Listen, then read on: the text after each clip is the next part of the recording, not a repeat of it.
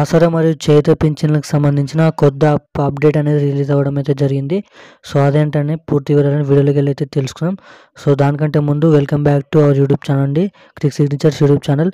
So దీనికంటే ముందు అయితే మనం ప్రతి ఒక్క అప్డేట్ తెలుసుకోముందుకైతే మన ఛానల్ని మొదటిసారిగా చూస్తున్నవారంటే ఖచ్చితంగా అయితే ఛానల్ అయితే సబ్స్క్రైబ్ చేసుకొని పక్కన ఉన్న బెల్ ఐకాన్ అయితే ఆన్లో పెట్టుకోండి. సో అప్పుడే మరిన్ని లేటెస్ట్ అప్డేట్స్ అనేది తెలంగాణలో సంబంధించిన కీలక పథకాలకు సంబంధించిన అన్ని పథకాలకు సంబంధించిన ఆ వీడియోస్ అనేది రావడం అయితే జరుగుతుంది. సో ఏమాత్రం లేట్ చేయకుండా వీడియోలోకి వెళ్ళి అయితే పూర్తి అప్డేట్ వివరాలు అనేది తెలుసుకుందాం.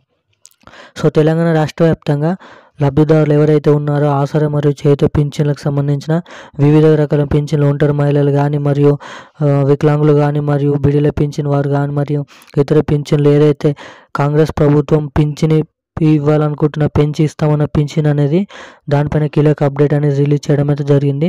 సో పెంచిన పింఛన్లు అనేవి ఇప్పుడైతే ఇవ్వడానికైతే ముందు చూపు అయితే చూస్తలేదు. సో పెంచిన పింఛన్లు అనేవి మార్చిలో నుంచి అయితే ఇవ్వడానికైతే ఛాన్స్ ఉంటుందని అయితే అప్డేట్ అనేది రిలీజ్ చేయడం అయితే జరిగింది. మరియు ఎవరైతే ఇంకనైతే పింఛన్ ఎవరైతే తీసుకోబోతున్నారో వారికైతే ఇప్పుడైతే కొత్తగానైతే రాదు. జనవరి, ఫిబ్రవరి ఈ నెల 2 నెలలు అయితే కొత్త పింఛన్లు అయితే ఇవ్వరు. పాత పింఛన్లు ఏ విధంగా తెలంగాణ రాష్ట్రం ఇచ్చిందో కాంగ్రెస్ ప్రభుత్వం కూడా అలాగనైతే పింఛన్లు అనేది ఇవ్వడం అయితే జరుగుతుంది. సో రాబోతున్న ఫిబ్రవరి మరియు జనవరి సంబంధించిన డిసెంబర్ పింఛన్లు అనేవి పాత పింఛన్లు ఇవ్వడం అయితే జరుగుతుంది. సో మార్చి నుంచి అయితే ఆ కొత్త పింఛన్లు ఇవ్వడానికైతే ముందు చూపు అయితే చూస్తున్నారు.